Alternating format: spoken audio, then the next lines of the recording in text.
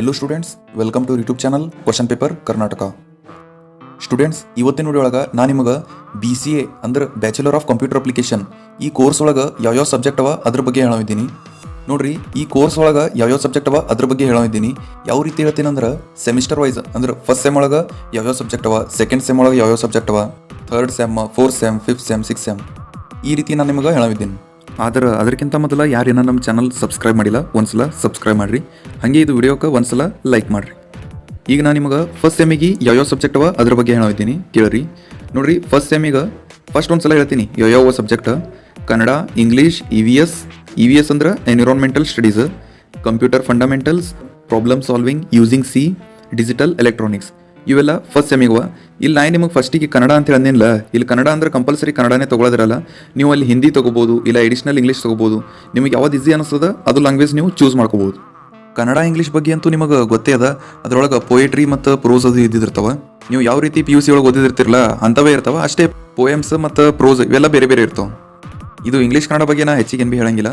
Next ನೋಡ್ರಿ, EVS ಅಂತ ಹೇಳೋದ. EVS ಅಂದ್ರೆ ಏನು? Environmental studies. ಇದ್ರೊಳಗೆ ನಿಮಗೆಲ್ಲ ಎನ್ವಿರಾನ್ಮೆಂಟ್ ಬಗ್ಗೆ ಹೇಳ್ತಾರೆ. ಅಂದ್ರೆ ಏನು? ಪರಿಸರ ಅಧ್ಯಯನ ಮಾಡೋದಿರ್ತದೆ ಇದ್ರೊಳಗೆ. ನೆಕ್ಸ್ಟ್ ಸಬ್ಜೆಕ್ಟ್ ಯಾವ್ದು ಅಂದ್ರೆ ಕಂಪ್ಯೂಟರ್ ಫಂಡಮೆಂಟಲ್ಸ್. ನೋಡ್ರಿ, ಇದ್ರೊಳಗೆ ನೀವು ಏನೇನು ಓದ್ತೀರಂದ್ರೆ ಇಂಟ್ರೊಡಕ್ಷನ್ ಮತ್ತು ಡೇಟಾ ರೀಪ್ರೆಸೆಂಟೇಷನ್, ನಂಬರ್ ಸಿಸ್ಟಮ್. ನೀವು PUC ಒಳಗೆ ಓದಿದಿರ್ತಿರಲ್ಲ ಕಂಪ್ಯೂಟರ್ ಸೈನ್ಸ್ನಾಗ, ಅದೇ ಇರ್ತದೆ ಈ ಸಬ್ಜೆಕ್ಟ್ ಒಳಗೆ. ಇದ್ರೊಳಗೆ ಏನೇನು ಇರ್ತದೆ ಅಂದ್ರೆ ನಂಬರ್ ಸಿಸ್ಟಮ್ ಬಗ್ಗೆ ಓದ್ತೀರಿ, ಮತ್ತು ಸಾಫ್ಟ್ವೇರ್ ಬಗ್ಗೆ ಓದ್ತೀರಿ, ಹಾರ್ಡ್ವೇರ್ ಮತ್ತು ರ್ಯಾಮ್, ರೋಮ್, ಮತ್ತು ಹಂಗೆ ಬ್ಲೂಟೂತ್ ಬಗ್ಗೆ, data mining, mobile computing, storage, library, Google scholar, ಈ ರೀತಿ ಎಲ್ಲ ನೀವು ಈ ಸಬ್ಜೆಕ್ಟ್ ಒಳಗೆ ಓದ್ತೀರಿ. ಯಾವುದದು? Computer fundamentals. ಮತ್ತು ಹಂಗೆ ನಿಮಗೆ ಈ ಸಬ್ಜೆಕ್ಟ್ದು ಪ್ರಾಕ್ಟಿಕಲ್ನೂ ಇರ್ತದೆ. ಅದು ಎಷ್ಟು ಮಾರ್ಕ್ಸಿಂದ ಇರ್ತದೆ ಅಂದ್ರೆ 40 ಮಾರ್ಕ್ಸಿಂದ ಇರ್ತದೆ. ನೀವು ರೆಕಾರ್ಡ್ ಬುಕ್ ಅದು ಸಬ್ಮಿಟ್ ಅದು ಮಾಡೋದಿರ್ತದೆ. ನೆಕ್ಸ್ಟ್ ಸಬ್ಜೆಕ್ಟ್ ಯಾವ್ದು ಅಂದ್ರೆ problem solving using C.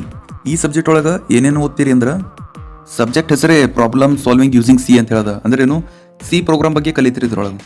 C program ಅಂದ್ರೆ ಏನು? Structure of C program, comments, program statement, tokens, keyword, identifier, data types, input, output, control statement, switch statement, ಮತ್ತು ಫಂಕ್ಷನ್ಸ್ ಬಗ್ಗೆ ಓದ್ತೀರಿ. ಅಂದ್ರೆ ಕಾಲಿಂಗ್ ಫಂಕ್ಷನ್ ಅವೆಲ್ಲ ಇರ್ತಾವಲ್ಲ, call by reference, call by value, ಇದ್ರ ಬಗ್ಗೆ ಓದ್ತೀರಿ. ಅಂದ್ರೆ ನೀವು PUC ಫಸ್ಟ್ ಇಯರ್ ಸೆಕೆಂಡ್ ಇಯರ್ನಾಗ ಏನು ಕಲ್ತೀರಿ ನೋಡು, ಅದೇ ಒಂದು ಸ್ವಲ್ಪ ಇಲ್ಲಿ ಸಪ್ರೇಟ್ ಸಬ್ಜೆಕ್ಟ್ ಮಾಡಿ ಕೊಟ್ಟಿರ್ತಾರೆ. ಡೀಟೇಲ್ ಆಗಿ ನೀವು ಡಿಗ್ರಿ ಒಳಗೆ ಓದ್ತೀರಿ ಫಸ್ಟ್ ಸೆಮ್ ಒಳಗೆ. ಹಾಗೆ ಇದು ಸಬ್ಜೆಕ್ಟ್ದು ಲ್ಯಾಬ್ ಎಕ್ಸಾಮ್ ಇರ್ತದೆ. ಇದ್ರದ್ದು ಲ್ಯಾಬ್ ಎಕ್ಸಾಮ್ ಎಷ್ಟು ಮಾರ್ಕ್ಸಿಂದ ಇರ್ತದೆ ಅಂದ್ರೆ 40 ಮಾರ್ಕ್ಸಿಂದ ಇರ್ತದೆ. ಅಸೈನ್ಮೆಂಟ್ ಅದು ಕೊಟ್ಟಿರ್ತಾರೆ ನಿಮಗೆ, ಅವೆಲ್ಲ ಸಬ್ಮಿಟ್ ಮಾಡಬೇಕು. ನೆಕ್ಸ್ಟ್ ಸಬ್ಜೆಕ್ಟ್ ನೋಡ್ರಿ, ಡಿಜಿಟಲ್ ಎಲೆಕ್ಟ್ರಾನಿಕ್ಸ್ ಅಂತ ಹೇಳೋದು. ಇದ್ರೊಳಗೆ ನೀವು ಏನೇನು ಓದ್ತೀರಂದ್ರೆ ಬೈನರಿ ನಂಬರ್ ಬೇಸ್ ಕನ್ವರ್ಜನ್. ಅಂದ್ರೆ ನೀವು ನಂಬರ್ ಕನ್ವರ್ಷನ್ ಮಾಡ್ತಿರಲ್ಲ, binary to decimal, decimal to binary, ಅದ್ರ ಬಗ್ಗೆ ಇದ್ರೊಳಗೆ ಓದ್ತೀರಿ ನೀವು. ಅದು ಅಷ್ಟೇ ಅಲ್ಲ, ಬೂಲಿಯನ್ ಥೇರಮ್ ಬಗ್ಗೆ ಓದ್ತೀರಿ, ಮತ್ತು ಯೂನಿವರ್ಸಲ್ ಗೇಟ್ಸ್, ಮತ್ತು ಹಂಗೆ ಫ್ಲಿಪ್ ಫ್ಲಾಪ್. ಇದು ಒಂದು ಸ್ವಲ್ಪ ಎಕ್ಸ್ಟ್ರಾ ಅದ ಇದ್ರೊಳಗೆ. ಫ್ಲಿಪ್ ಫ್ಲಾಪ್, ಡಿಕೋಡರ್ಸ್, ಮ್ಯಾಗ್ನಿಟ್ಯೂಡ್ ಕಂಪ್ಯಾರೇಟರ್ಸ್, ಇವೊಂದು ಸ್ವಲ್ಪ ಹೆಚ್ಚಿಗೆ ಓದ್ತೀರಿ ನೀವು. ಮತ್ತು ಹಂಗೆ ರಿಜಿಸ್ಟರ್ ಬಗ್ಗೆನೂ ಓದ್ತೀರಿ, ರಿಜಿಸ್ಟರ್ಸ್. ಹಾಗೆ ಈ ಸಬ್ಜೆಕ್ಟ್ದು ಲ್ಯಾಬ್ ಎಕ್ಸಾಮ್ನೂ ಇರ್ತದೆ. ಡಿಜಿಟಲ್ ಎಲೆಕ್ಟ್ರಾನಿಕ್ಸ್ 40 ಮಾರ್ಕ್ಸ್ ಇರ್ತದೆ ಸೇಮ್. ನೋಡ್ರಿ, ಲ್ಯಾಬ್ ಎಕ್ಸಾಮ್ 40 ಮಾರ್ಕ್ಸ್ ಇರ್ತದೆ ಯಾವಾಗೂ. ಮತ್ತು ಹಂಗೆ 10 ಮಾರ್ಕ್ಸ್ ಇಂಟರ್ನಲ್ಲೂ ಇರ್ತದೆ. ಅದು ನಿಮ್ಮದು ಕಾಲೇಜ್ದವ್ರು ಕೊಡ್ತಾರೆ. ಇದೇ ಸಬ್ಜೆಕ್ಟ್ ಅಂತ ಹೇಳಿಲ್ಲ, ಎಲ್ಲ ಸಬ್ಜೆಕ್ಟ್ನೇ ಹಂಗೆ ಇದೆ. ಲ್ಯಾಬ್ 40 ಮಾರ್ಕ್ಸ್ ಇರ್ತದೆ, ಇಂಟರ್ನಲ್ 10 ಮಾರ್ಕ್ಸ್ ಇರ್ತಾವೆ, ಟೋಟಲ್ 50 ಮಾರ್ಕ್ಸ್. ಇದು ಬರೀ ನಾನು ನಿಮಗೆ ಲ್ಯಾಬ್ ಹೇಳಿನಿ. ಇವು ಸಬ್ಜೆಕ್ಟ್ ಎಷ್ಟು ಮಾರ್ಕ್ಸಿಂದ ಇರ್ತದೆ ಅಂದ್ರೆ 80 ಮಾರ್ಕ್ಸಿಂದ ಇರ್ತದೆ. ಡಿಜಿಟಲ್ ಎಲೆಕ್ಟ್ರಾನಿಕ್ಸ್ ಅಂತ ಹೇಳೋದಲ್ಲ, ಇದು 80 ಮಾರ್ಕ್ಸಿಂದ ಅದ. ಇನ್ನು 20 ಮಾರ್ಕ್ಸ್ ಇಂಟರ್ನಲ್ ಇರ್ತಾವೆ. ಅಂದ್ರೇನು? ಲ್ಯಾಬ್ ಸಪ್ರೇಟ್ ಮತ್ತು ಇದು ಸಬ್ಜೆಕ್ಟ್ ಥಿಯರಿ ಎಕ್ಸಾಮ್ ಸಪ್ರೇಟ್. ನೋಡ್ರಿ, ಇವೆಲ್ಲ BCA ಫಸ್ಟ್ ಸೆಮ್ದು ಸಬ್ಜೆಕ್ಟ್ಸ್ ಅವ. ಈಗ ಸೆಕೆಂಡ್ ಸೆಮ್ದು ಯಾವ್ಯಾವ ಹೇಳ್ತೀನಿ. ಇಂಗ್ಲೀಷ್ ಅಂತೂ ಫಿಕ್ಸ್ ಇರ್ತದೆ. ಕನ್ನಡ ಒಳಗೆ ನೀವೇನು ಮಾಡಬೇಕು, ಚೇಂಜಸ್ ಮಾಡ್ಕೊಳ್ಳೋದು ಇರ್ತದೆ. ಕನ್ನಡ ಇಲ್ಲ ಅಂದ್ರೆ ನೀವು ಎಡಿಷನಲ್ ಇಂಗ್ಲೀಷರೇ ತೊಗೋಬೋದು, ಇಲ್ಲ ಹಿಂದಿಯರೇ ತೊಗೋಬೋದು. ಮತ್ತು ಹಂಗೆ ಇಂಡಿಯನ್ ಕಾನ್ಸ್ಟಿಟ್ಯೂಷನ್ ಅಂತ ಹೇಳೋದು ಅದು ಇರ್ತದೆ. ಭಾರತ ಸಂವಿಧಾನ, ಅದ್ರ ಬಗ್ಗೆನೂ ನೀವು ಕಲಿಯೋದಿರ್ತದೆ. ನೆಕ್ಸ್ಟ್ ಡಿಸ್ಕ್ರೀಟ್ ಮ್ಯಾಥಮೆಟಿಕ್ಸ್ ಅಂತ ಹೇಳಿರ್ತದೆ. ಇದ್ರೊಳಗೆ ಏನೇನು ಇರ್ತದೆ ಅಂದ್ರೆ ಗ್ರಾಫ್ ಥಿಯರಿ ಇರ್ತದೆ, ಬೂಲಿಯನ್ ಪ್ರೊಪೋಸಿಷನ್ ಲಾಜಿಕ್, ಸೆಟ್ ಥಿಯರಿ. ಇದ್ರ ಬಗ್ಗೆ ನೀವು ಡಿಸ್ಕ್ರೀಟ್ ಮ್ಯಾಥಮೆಟಿಕ್ಸ್ ಒಳಗೆ ಓದ್ತೀರಿ. ಈ ಸಬ್ಜೆಕ್ಟ್ದು ನಿಮಗೆ ಹಾಗೆ ಲ್ಯಾಬ್ ಎಕ್ಸಾಮ್ನೂ ಇರ್ತದೆ. ಲ್ಯಾಬ್ದು 40 ಮಾರ್ಕ್ಸ್, ಏನೋ 10 ಮಾರ್ಕ್ಸ್ ಇಂಟರ್ನಲ್ ಇರ್ತದೆ. ಮೊದಲೇ ಹೇಳಿ ನಿಮಗೆ BCA ಒಳಗೆ ಯಾವ್ಯಾವ ಕೋರ್ ಸಬ್ಜೆಕ್ಟ್ ಇರ್ತಾವಲ್ಲ ಅವಕ್ಕೆಲ್ಲ ಲ್ಯಾಬ್ ಎಕ್ಸಾಮ್ ಇರ್ತಾವೆ. ಅದು ಕನ್ನಡ ಇಂಗ್ಲೀಷ್ ಬಿಟ್ ಕೇಸಿಂದ ಉಳಿದಕ್ಕೆಲ್ಲ ಲ್ಯಾಬ್ ಎಕ್ಸಾಮ್ ಇರ್ತಾವೆ. ನೆಕ್ಸ್ಟ್ ಸಬ್ಜೆಕ್ಟ್ ಊಪ್ಸ್ ಅಂತ ಹೇಳೋದು. ಊಪ್ಸ್ ಅಂದ್ರೇನು? Object oriented programming. ಊಪ್ಸ್ ಎದ್ರೊಳಗದ ಅಂದ್ರೆ C++. ನೀವೇನು PUC ಒಳಗೆ ಓದಿದಿರ್ತಿರಲ್ಲ, classes, objects, inheritance, string handling, ಇದ್ರ ಬಗ್ಗೆ ಎಲ್ಲ ನೀವು ಈ ಸಬ್ಜೆಕ್ಟ್ ಒಳಗೆ ಓದ್ತೀರಿ. ಇದು ಸಬ್ಜೆಕ್ಟ್ನು ಲ್ಯಾಬ್ ಎಕ್ಸಾಮ್ ಇರ್ತದೆ. ನೆಕ್ಸ್ಟ್ ಸಬ್ಜೆಕ್ಟ್ ಹೇಳ್ತೀನಿ ನೋಡ್ರಿ, ಡೇಟಾಬೇಸ್ ಮ್ಯಾನೇಜ್ಮೆಂಟ್ ಸಿಸ್ಟಮ್. ಅಂದ್ರೇನು? DBMS. ಶಾರ್ಟ್ ಆಗಿ ಇದಕ್ಕೆ ನಾವು DBMS ಅಂತ ಹೇಳಿ ಕರಿತಿದ್ದೆವು. ಇದನ್ನು ನೀವು PUC ಸೆಕೆಂಡ್ ಇಯರ್ ಒಳಗೆ ಓದಿರಿ. ಇದು ಸಬ್ಜೆಕ್ಟ್ ಒಳಗೆ ನೀವು ಏನೇನು ಓದ್ತೀರಂದ್ರೆ introduction to database, relational model, relational algebra, entity relationship modelling, enhanced entity entity relationship modelling, functional dependencies, normalisation, ಇದ್ರ ಬಗ್ಗೆ ಎಲ್ಲ ನೀವು ಈ ಸಬ್ಜೆಕ್ಟ್ ಒಳಗೆ ಓದ್ತೀರಿ. ಅಷ್ಟೇ ಅಲ್ಲ, ಮೈ ಎಸ್ ಕ್ಯೂ ಎಲ್ ಅಂತ ಹೇಳೋದಲ್ಲ, ಅದನ್ನು ನೀವು PUC ಒಳಗೆ ಓದಿರಿ ಮತ್ತು ಹಂಗೆ ಪ್ರಾಕ್ಟಿಕಲ್ನು ಮಾಡಿರಿ. ಅದ್ರ ಬಗ್ಗೆನೂ ನೀವು ಈ ಸಬ್ಜೆಕ್ಟ್ ಒಳಗೆ ಓದ್ತೀರಿ. ಇದು ಸಬ್ಜೆಕ್ಟ್ದು ಲ್ಯಾಬ್ ಎಕ್ಸಾಮ್ ಇರ್ತದೆ. ಈಗ ಥರ್ಡ್ ಸೆಮ್ ಒಳಗೆ ಯಾವ ಸಬ್ಜೆಕ್ಟ್ ಅವ ಅವು ಹೇಳ್ತೀನಿ ಕೇಳಿರಿ. ಥರ್ಡ್ ಸೆಮ್ ಒಳಗೆ ನೋಡ್ರಿ, ಕನ್ನಡ ಇಂಗ್ಲೀಷ್ ಅಂತೂ ಫಿಕ್ಸ್ ಅವಾಗೆ ಹೇಳಿನಿ, ಕನ್ನಡ ಬದಲಿ ನೀವು ಮತ್ತೆ ಬೇರೆ ಯಾವುದಾದ್ರು ತೊಗೋಬೋದು. ನೆಕ್ಸ್ಟ್ ಸಬ್ಜೆಕ್ಟ್ ನೋಡ್ರಿ, ಕಂಪ್ಯೂಟರ್ ಓರಿಯೆಂಟೆಡ್ ಸ್ಟ್ಯಾಟಿಸ್ಟಿಕಲ್ ಮೆಥಡ್ಸ್. ಈ ಸಬ್ಜೆಕ್ಟ್ ಒಳಗೆ ನೀವು ಏನೇನು ಓದ್ತೀರಂದ್ರೆ ಸ್ಟ್ಯಾಟಿಸ್ಟಿಕ್ಸ್ ಒಳಗೆ ನೀವು ಏನೇನು ಕಲ್ತಿರಿ ನೋಡು ಅದು ಓದ್ತೀರಿ. ಇದು ಕಾಮರ್ಸ್ ರಿಲೇಟೆಡ್ ಅದ. ಅಂದ್ರೆ ಇದ್ರೊಳಗೆ ಏನೇನು ಇರ್ತದೆ ಅಂದ್ರೆ ಟ್ಯಾಬುಲೇಷನ್ ಅಂದ್ರೆ ಟೇಬಲ್ ಬಗ್ಗೆ, ಮತ್ತು diagrammatic representation, frequency curve, ogive curve, Lorenz curve, measure of central tendency, measure of dispersion, correlation, ಇದ್ರ ಬಗ್ಗೆ ಎಲ್ಲ ನೀವು ಓದ್ತೀರಿ. ಇದು ಸಬ್ಜೆಕ್ಟ್ದು ಲ್ಯಾಬ್ ಎಕ್ಸಾಮ್ ಅದ. ನೆಕ್ಸ್ಟ್ ಸಬ್ಜೆಕ್ಟ್ ನೋಡ್ರಿ, data structure and file handling. Data structure ಬಗ್ಗೆನೂ ನೀವು ಓದಿರಿ PUC ಒಳಗೆ.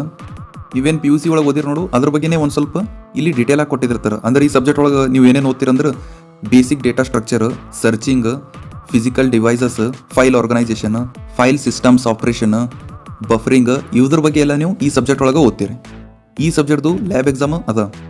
ನೆಕ್ಸ್ಟ್ ಸಬ್ಜೆಕ್ಟ್ ನೋಡ್ರಿ, ಆಪರೇಟಿಂಗ್ ಸಿಸ್ಟಮ್ ಅಂತ ಹೇಳದ, OS. ಇದು ಸಬ್ಜೆಕ್ಟ್ ಒಳಗೆ ನೀವು ಏನೇನು ಓದ್ತೀರಂದ್ರೆ ಇಂಟ್ರೊಡಕ್ಷನ್ ಅಂದ್ರೆ ಆಪರೇಟಿಂಗ್ ಸಿಸ್ಟಮ್ ಅಂದ್ರೆ ಏನು, ಮತ್ತು operating system organisation, process management, scheduling, ಇದ್ರ ಬಗ್ಗೆ ಎಲ್ಲ ನೀವು ಈ ಸಬ್ಜೆಕ್ಟ್ ಒಳಗೆ ಓದ್ತೀರಿ. ಇದು ಸಬ್ಜೆಕ್ಟ್ದು ಲ್ಯಾಬ್ ಎಕ್ಸಾಮ್ನು ಅದ. ಇವೆಲ್ಲ ಥರ್ಡ್ ಸೆಮ್ದು ಸಬ್ಜೆಕ್ಟ್ ಅದು. ಈಗ ಫೋರ್ತ್ ಸೆಮ್ ಒಳಗೆ ಯಾವ ಸಬ್ಜೆಕ್ಟ್ ಅವ ಹೇಳ್ತೀನಿ ಕೇಳ್ರಿ. ಕನ್ನಡ ಇಂಗ್ಲೀಷ್ ಅಂತೂ ಫಿಕ್ಸ್. ಮತ್ತು ನೆಕ್ಸ್ಟ್ ಸಬ್ಜೆಕ್ಟ್ ಯಾವುದಂದ್ರೆ ಫೈನಾನ್ಷಿಯಲ್ ಅಕೌಂಟಿಂಗ್ ಆ್ಯಂಡ್ ಮ್ಯಾನೇಜ್ಮೆಂಟ್.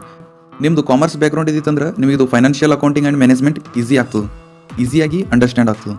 ಇದು ಸಬ್ಜೆಕ್ಟ್ ಒಳಗೆ ನೀವು ಏನೇನು ಓದ್ತೀರಂದ್ರೆ ಅಕೌಂಟಿಂಗ್ ಬಗ್ಗೆ, journal, ledger, trial balance, cash book, subsidiary book, finance account, capital and revenue expenditure and receipt, ಇದ್ರ ಬಗ್ಗೆ ಎಲ್ಲ ನೀವು ಈ ಸಬ್ಜೆಕ್ಟ್ ಒಳಗೆ ಓದ್ತೀರಿ. ಇನ್ನೊಂದು ಏನಂದ್ರೆ ಈ ಸಬ್ಜೆಕ್ಟ್ದು ಲ್ಯಾಬ್ ಎಕ್ಸಾಮ್ ಇರ್ತದೆ. Next subject Java programming. ಸ್ವಲ್ಪ ಮಂದಿ ನೀವು ಕೇಳಿರ ಅನ್ನಿಸ್ತದ ಜಾವಾ ಬಗ್ಗೆ. ಇದ್ರೊಳಗೆ ಏನೇನು ಓದ್ತೀರಂದ್ರೆ ಜಾವಾ ಪ್ರೋಗ್ರಾಮಿಂಗ್ ಒಳಗೆ introduction to Java, classes, objects, ಈ ಸಬ್ಜೆಕ್ಟ್ದು ಲ್ಯಾಬ್ ಎಕ್ಸಾಮ್ ಇರ್ತದೆ. Next subject software engineering. ಇದು ಸಬ್ಜೆಕ್ಟ್ ಒಳಗೆ ನೀವು ಏನೇನು ಓದ್ತೀರಂದ್ರೆ software life cycle model, software requirements analysis, software specification, software architecture, function oriented design, object oriented design, ಇದ್ರ ಬಗ್ಗೆ ಎಲ್ಲ ನೀವು ಈ ಸಬ್ಜೆಕ್ಟ್ ಒಳಗೆ ಓದ್ತೀರಿ. ಇದು ಸಬ್ಜೆಕ್ಟ್ನು ಲ್ಯಾಬ್ ಎಕ್ಸಾಮ್ ಇರ್ತದೆ. ಇಲ್ಲಿ ತನ ಅಂದ್ರೆ ಫೋರ್ತ್ ಸೆಮ್ ತನ ನಿಮಗೆ ಇಂಗ್ಲೀಷ್, ಕನ್ನಡ ಇವೆಲ್ಲ ಲ್ಯಾಂಗ್ವೇಜಸ್ಗಳು ಇರ್ತಾವೆ.